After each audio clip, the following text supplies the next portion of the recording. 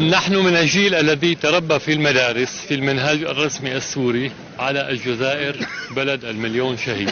هذا ما نعرفه عن الجزائر. وتربينا على النساء السوريات الذين قمنا ببيع المصاغ وكل الأشياء الأخرى لكي يرسلوا مساعدات للجزائر.